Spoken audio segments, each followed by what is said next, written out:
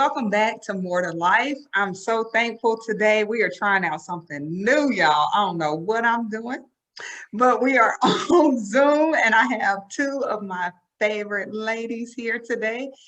Chandler Melton is my middle sister. So, hi, Chandler. Good to have you. And then we have Dr. Tiffany Green that is joining us today. Tiffany is my cousin through Lamar, but I claim her as my sister as well. We'll just leave Lamar out because he doesn't understand us. He doesn't. So thank you, Tiffany. Thank you for joining us today as well. So today I want to jump in and talk about, we're about to do a mini series. I'm pulling something new. And for the rest of June, for the next 3 episodes, we're going to highlight the infertility journey of both Tiffany and Chandler. And they both have different organizations, different blogs. Chandler, would you call yours a blog? Video blog? Yeah, you could call it that, yeah. Okay. So make sure you follow. Chandler's is that inactive or are we coming back? We're gonna come back. We're gonna come back. Okay. So make sure you follow Hope in June when she comes back. And then Tiffany has a blog, y'all. Her blog writings. First of all, she's a writer. She's an educator. So it's well written and it will have you laughing. It will have you crying. So make sure you subscribe to Butterfly Conversations. You're on Instagram, and do you have a Facebook page as well? Instagram, I'm on Facebook, and I have a website. That's right. So make sure you subscribe and follow these ladies. You will be blessed and impacted by what they have to say. So why June? Why are we doing this now? So June has a significance in my family, in particular, my immediate family. Chandler actually had a lot of different things happen in June. And I think because of her journey, it will forever be a month that we cherish, that we remember, that we hold close to our heart. So I want to just read something that Chandler sent me. This is when she was developing Hope in June, and we were trying to figure out, like, what do I say to the people? How do I explain why I picked June? And this is what she said. The month of June has so much significance in my life. I lost a child in June. I was supposed to give birth to another child in June. I have been given hope through a new type of medicine the doctor has me on in the month of June. And now birth is being given to a new idea, which was Hope in June, that she prays will bless many, also developed in the month of June. So by God's divine providence, she also gave birth to her first child, Harper. I almost call her Harper Jean. I need to stop. Lamar. That's what Lamar calls her, Harper Jean. And I almost said, that's not her name. But we are made up middle name. She named her Harper Grace June. She was born in June. So a lot of things. It was just really cool how all of that, by God's providence, was taking place in June. So I feel like it's extremely important because she's my sister. This is her development, her idea. I wanted to honor it and also honor Tiffany as well, because I've had the pleasure of knowing them both, walking alongside them, being a part of their journey. And I wanted to share it because they have a lot of good things to say and they need a platform besides what they're already doing to say it. So let's just jump right into this interview. We have some questions. You guys, please feel free to expound, process, and share your hearts with the crowd today. So the first question, we'll start off with Tiffany. When did you begin your infertility journey? So that you could tell us your age or the year it was, and what was the diagnosis you received?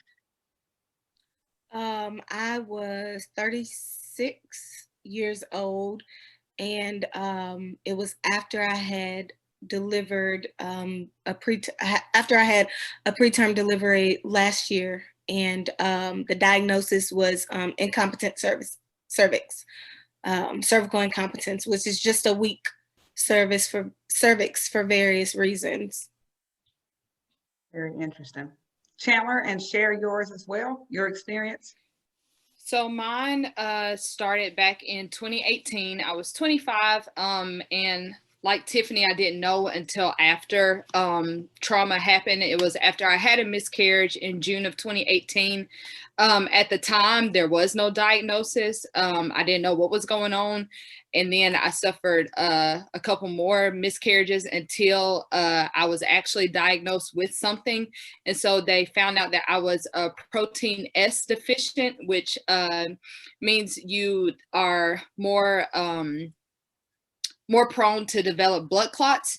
And then I also had, and I cannot remember the name of it. I was looking for it today. I couldn't find it, but I have like an abnormal amount of antibodies. So anything foreign that enters my body, my antibodies want to attack it. So it was those two things, along with me also having PCOS, but it was really the protein S deficiency and the antibodies that they think were the reason for me having all the miscarriages that I was having.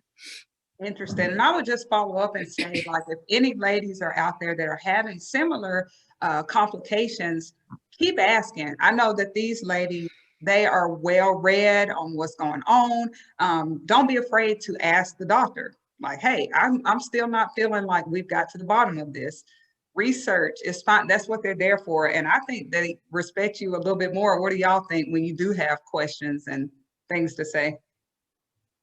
Absolutely. Be informed. Be informed. Yes. So we'll move and on. It's your body. Oh, I was just going to say, and it's your body and you're the one experiencing the thing. So a lot of times with doctors, they're just doing their job and going through like, oh, checking off a list, but you know what you're feeling. You know if something doesn't feel right. So don't be afraid to ask and question. Yeah. So Chandler, we'll start with you on this question. Do you know or feel that any medical history from your younger years was linked to your infertility? That I don't know, other than me having PCOS. I was diagnosed with that back in it was like my freshman year of college, I believe. And I was on a high dosage of birth control from then on until, marriage. And so that's the only thing that I can link it to, really. I know my mom suffered miscarriages as well, but she was really never given a diagnosis either. So I really don't know if it's a family trait, something hereditary that's going on. That I don't know. Cool. What about you, Tiffany? Well, mine is definitely linked to a previous history with fibroids in particular. I have had fibroids. I've suffered from fibroids since I was 19. And the very first surgery I had was at 21. And it was a myomectomy. And no, sorry, not at 21, but the very first surgery I had was at 21. It was a LEAP procedure. Just a quick procedure to scrape out all the, cancerous cells, scrape out all the fibroids, that kind of thing. And it wasn't until 2010, I'm sorry, that I had my myomectomy. And myomectomy was because I was having so many symptoms with my fibroids. It was literally incapacitating me. I couldn't go to work, school, anything like that. And I was not informed enough about that procedure to know that down the line it would cause some infertility issues. But what I know now that I didn't know then is that, in a nutshell, it just weakened my cervix. And so that's what they meant when they told me after the surgery that it may be, difficult to have children. It may take some time. Again, this is right after the surgery. And that to me just thought, oh, well, it just because I just need to have kids when I'm younger. But I had no idea it meant, no, we literally took out more than half of your cervix. Right. So. And I think that fibroids are such a common issue. I mean, I hear a lot of my friends and family. So be sure, ladies, ask questions. Once again, if you know your body is not feeling right or you want to know more about a surgery, this is like a side note. So I have Invisalign now, and they wanted to shave my teeth. And I could tell they wanted to shave my teeth to make more room for spacing and teeth to move around. I could tell that my orthodontist was not used to being asked questions. And I had a list of questions like, will I have oversensitivity? Will I feel like a cold sensitivity or a hot sensitivity? Will this produce problems in the long run? But I could tell he was like, Nobody usually asks me that, but be that person. It's okay. Ask the questions. Like Chandler said, it's your body. You get to decide what happens and what doesn't in that And at doctor. the end of the day, you are paying for Yes. the insurance. All they Yes. need to do what you're asking them to do. Right. That is right. That is so true. Learn that the hard way. So true. Hey, we're all still learning. Yeah. Okay. Yes. On to the next question. Who went first? Pam? Chandler. Okay. All right. Back to you, Tiffany. What treatment did you receive or are you currently receiving to aid in your fertility journey? A treatment that I just currently received, I had a transabdominal. Okay, so the technical term, I can leave that to the side. Basically, give it to us, Dr. Green. Give it. tie my cervix together so that it would hold, so it wouldn't be weak when I have another pregnancy, so that I won't have any more losses. So that's pretty much it. That and progesterone. I have to be on progesterone from the moment I found out I'm pregnant to the moment I deliver, in addition to that surgery. And it's possible that I may have to have another procedure while I'm pregnant, just to make sure everything is intact and holding. And these, correct me if I'm wrong, both of these procedures are pretty non-invasive. Is that correct? Yeah, it depends on who you ask, because non-invasive is one thing, but as my mom said, anytime they have to put you to sleep, it's invasive. That's true. The first one that I had, I guess the most invasive of the non-invasive surgeries is out of the way. That was the transabdominal cerclage. Gotcha. And then the other ones will be less invasive. Like they will they won't put me to sleep. They will numb me. You know. All right, Chan, what about you?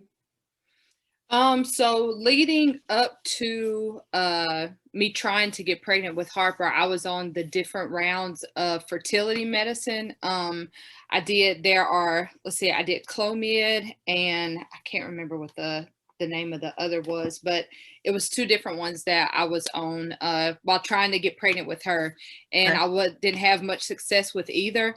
But then once I did get pregnant with her, I had to be on progesterone from the time I got a confirmed pregnancy, as well as metformin.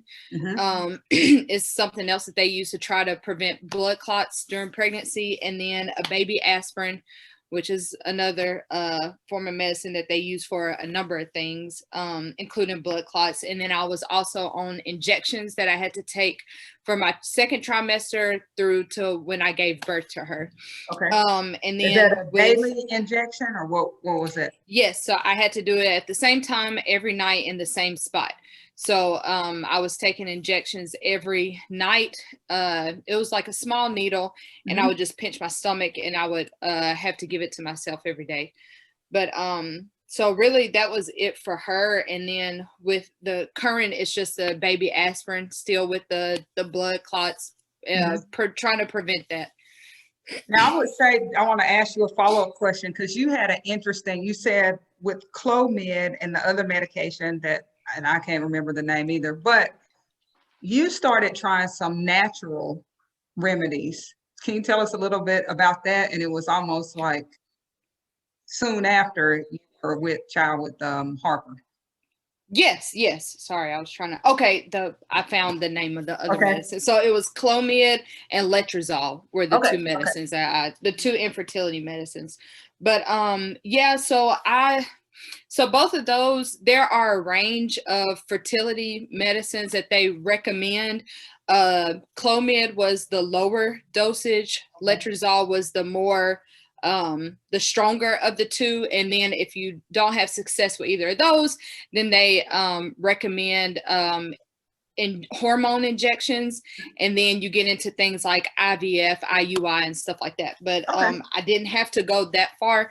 But so after the fail with the Letrozole, I started looking into some natural things like V-steams and different teas and stuff that will help to kind of clear anything out that was happening, because I mean, I had suffered a lot of miscarriages, and I had 2 D&C procedures, and I'm somebody that does scar, and you Scar know, we tissue. got keloids running our family. So of course there was like a lot of scar tissue and things. I even had to have a procedure to where they had to check to make sure like it was a non what do you call it? I guess where it was a good place to where an egg can actually like attach to like the wall. Yeah. So to make sure that it wasn't too much scar tissue. But so I just wanted to look into some stuff naturally that I could do. So I did actually try I tried a V-steam, and I actually had some success with it. And a lady from church gave me a tea for me to try for Frank and I both to drink. And then while I was in that 2-week window for me to drink every single day. And after I did that, that is when I did end up getting pregnant with Harper. Mm-hmm. But so again, like we said before, don't be afraid to try other things and don't be afraid to ask questions, because I was really afraid to do the hormone injections. So that was my point to like, okay, is there anything else out there that I can try before I have to go to that stage, which I was willing to do it, but I just wanted to know if there was anything else first that I could try. And I did, and I was very blessed to be able to have success with it. Good.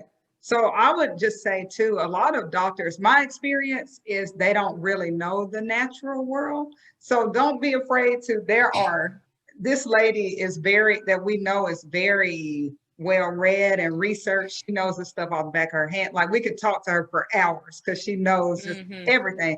So if you want to try the natural way, try it. Like it's different teas and herbs and these steams, it's been known to work because it cleans out your system. Like Chandler said, we have, as ladies, our bodies go through so much. So it's a lot of scar tissue or buildup and all of that. Yeah, just on a monthly basis. And the one that I ended up doing, it was actually called a Pearl. So it was like more invasive than a V-steam. But again, I was willing to try anything. So Gotcha. And Taylor, like you said, I think that a lot of doctors do know about the natural way, but it will put them out of business if they. Yeah, that's a good point. Okay. Everything that they have gone to school for. Yeah, so why? That's a very good point. Natural medication when there's all this Western stuff out here. Yeah, and then the deals they have with the pharmacists and all that. So they might very well. Yeah, I get that. It's all a business. I learned that the hard way with my second preterm birth. It's all a business, and that's how you have to look at it. Yeah. And this fertility and pregnancy, you can consider that a business too. Right. You advocate for your body, and you want what's done. That you want things done the way that you want them done, and it's their job to comply. That's true. Yeah. So true. Very good point. All right, Tiffany, what is someone, something, or somewhere that either kept or keeps you encouraged during your journey? So feel free if you want to tackle all three of those, someone, something, or somewhere, or just one, go right ahead. I will say, and this is going to sound so cliche, but my husband, I don't know what, I just don't know where I would be from the first. Shout out to Michael. Shout out to Michael. But he stepped up in so many ways, and just the man part, he had that down, but spiritually, he stepped up for me in ways that I didn't even know I needed. Because, and I always say this, so I'll say this really quickly, that I was born and raised in the church. So I always say I was given a faith. And then there's a difference between being given a faith and then growing into your faith. Yes, and I grew into my faith as an adult, but he grew into his faith through these situations. And just watching that has just been amazing, y'all. And I don't know what I would be or where I would be on this journey without him. And yeah, I'm gonna stop before I start getting emotional. That's all right. So what I hear you saying though, that there can even be blessings in a storm. Is that right?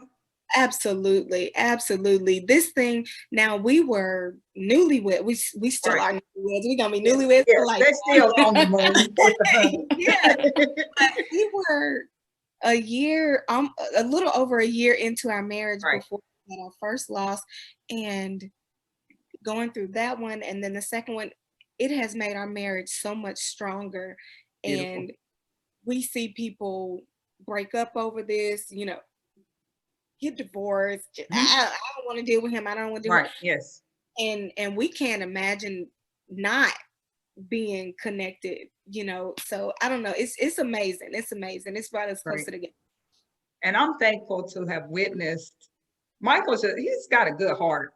And I appreciate, and I know, once again, talking about God's providence, he was made for you for this very moment.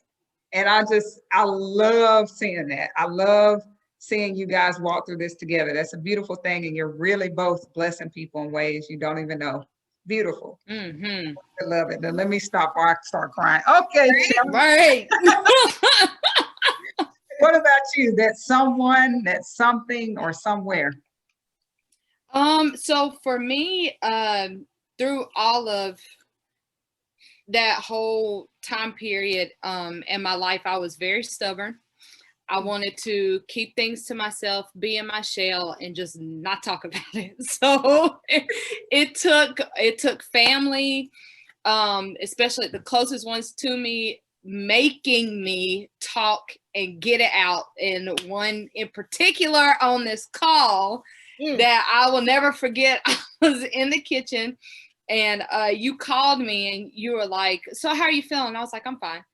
And you're like, mm-mm. And you asked me all of these questions where I had to give an answer and it could not Shout out be to the way you asked it. It couldn't be a yes or no answer. And I was so mad. I was like, I want to talk about this. But you made me get it out. And so having people, close family, like just you and Kennedy and mama and daddy, Frank, and my in-laws and my Melton family, like everyone that was close that really knew what was going on, pulling it out of me and making me talk. Right. Even though it was hard, it really helped me. And one thing in particular that helped was getting the ugly and the true feelings out. Like, that was one suggestion that you had, and a lot of other people that I didn't even know were going through things or had been through some similar things as me, talking about journaling. And so like some of the ugliest but the true and rawest feelings that I was feeling in that time period at those moments, I just got them out, and to just get them out on paper, because sometimes you don't want to say them out loud because you're like, ooh, that sounds bad.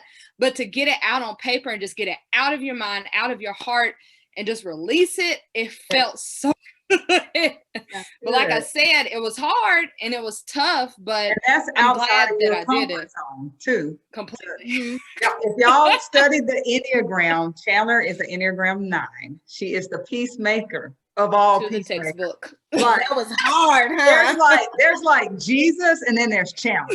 So that yeah, so that was totally outside of her comfort zone. But good. Yes, because I didn't want anybody to worry about me. I was like, no, it's fine, but just getting it out. And then another thing that I'll say was hearing is so helpful. That's why I'm glad that you're doing this. And I'm glad, like Tiffany, even though all the things you've experienced, you're willing to put it out there, hearing other women's stories, because I had no idea. The only person I knew of that suffered a miscarriage was my mom, and then my cousin Lydia, because it had just happened to her. That was it. So I didn't know, but the outpour of love and just testimonies, and then just people that hadn't quite made it over but were in it with me, hearing that was so encouraging. And it helped me to see, okay, however this turns out, even if it's not how I would want it to, regardless, it's going to be good. So just constantly hearing that and having people to look to as examples was it was real helpful too. Beautiful. Love it. Love it. So I would say what I saw y'all do, and what I see you doing, and what I hear you saying even tonight, is community. we have to have some type of, whether it's the people in our house or our spouses, or it's our church family, or it's our blood relatives. We need people. That's just part of it. And you build your tribe of people that you know are your ride or die. They are going to walk through this with you. So I've enjoyed seeing the friendship that you all have developed between one another, like as part of like, hey, we got to keep going. We got to go. So it's fine. So yeah, that's beautiful. I love that. And I will say this too, Taylor, the community definitely, and I know specifically, I don't know, Chandler, if you dealt with this, but don't be afraid to talk to your doctor, okay? They have majored and been, they are specialists in their field. And I was, maybe because I'm that typical Black woman who was afraid of medication and being stigmatized, but I will tell you what, it was what I needed and it has helped. And just don't be afraid, you know, have your community, but don't be afraid to reach out to to professionals in that field, because you got to have somebody professional to talk to. You got to, if there's some chemical imbalance, you can't balance that on your own. I don't care how much Jesus you have, and somebody's not going to agree with this. Yeah. But I don't care how much Jesus you have and how much people come on. I'm just saying, because you know, Taylor, you know. That's real. Yes. That's real. Just don't be afraid to tap into that, what you know, that people stigmatize, because it's there for a reason, and God placed it there for a reason. It's not a devil thing, it's a God thing, and use it. And God equipped those people for a reason. Like, absolutely. Yeah. Oh, don't get me started. I know. I'm sorry. I just had to say that, because people are so afraid of what people think, and who cares at the end of the day. Yes, that was me. I was afraid, but I needed it, and it was a huge help. Yeah. Yeah. Sorry. No, this is good stuff. I'm loving this. Okay, on to the last question, because we got to leave them wanting some more. We got 2 more episodes, and that I can't take it. It's some good stuff going on. But last question, Tiffany, you start us off. What is one piece of advice? I know you could write a book. This is my Shakespearean. We have Shakespeare running through our blood. But we have. That's what Lamar calls us, Shakespearean. Y'all are Shakespearean stuff. He's just jealous. It's fine.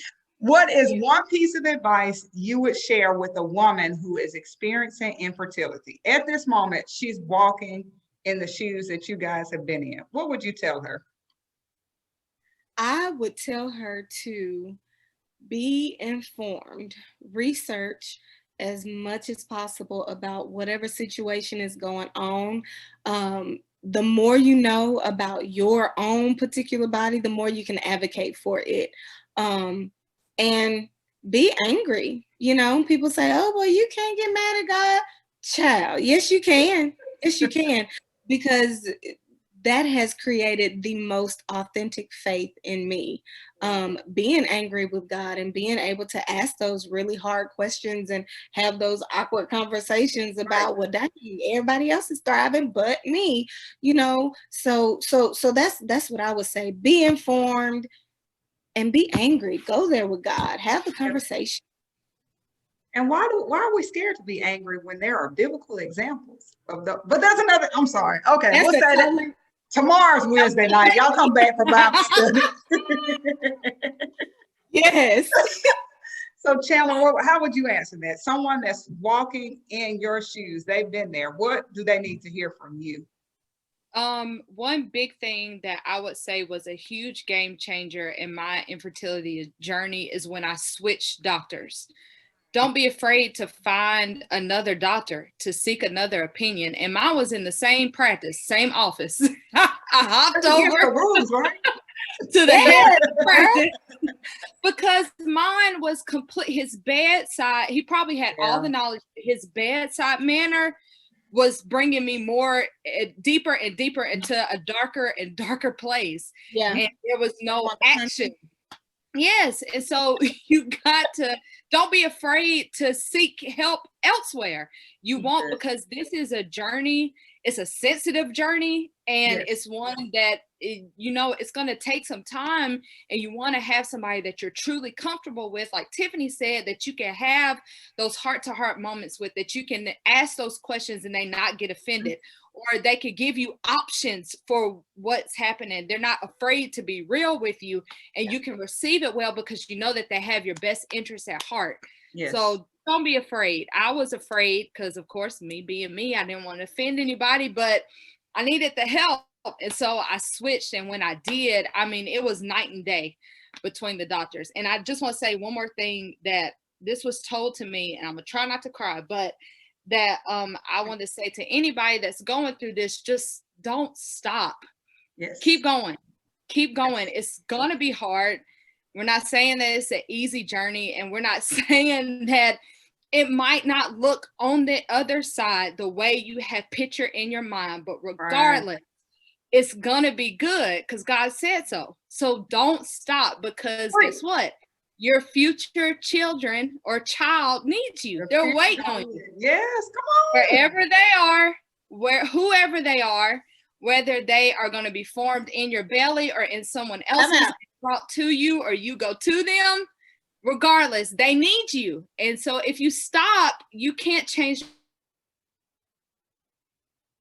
your life. They need from you that God put you on this earth to give them, and what he brought them here for. They need you. So don't stop. They're waiting on you. So just keep going. Come on. Well, I think we can extend the invitation. Girl, that's good stuff.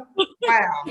I'm just happy to know y'all, because they're doing some great things. They are really learning to turn their pain into passion and just really helping others.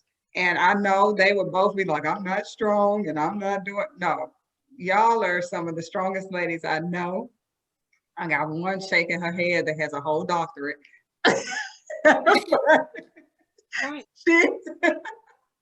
Y'all are doing great. Right. Doing great things, and y'all are blessing people. I love reading the blogs. I love keeping up when Hope in June was coming out with videos. So y'all keep encouraging people and keep being you. Y'all are doing great. Y'all, I'm excited. We have 2 more episodes left. Next week, we are going to process the emotions. Chandler touched on that. She kind of gave y'all a commercial for that. Processing all the emotions that come with this journey. And then the last episode, I have been asking them to do this probably for like over a year. To say and what not to say. Some people need to put on some muzzles because they don't know what not to say. But we're going to touch on that the last episode. We're not going to start tonight. But thank you both for joining me. I appreciate you both. I love you both. And this is good stuff. I look forward to next week. You guys have a good evening. Thank you. Thank you.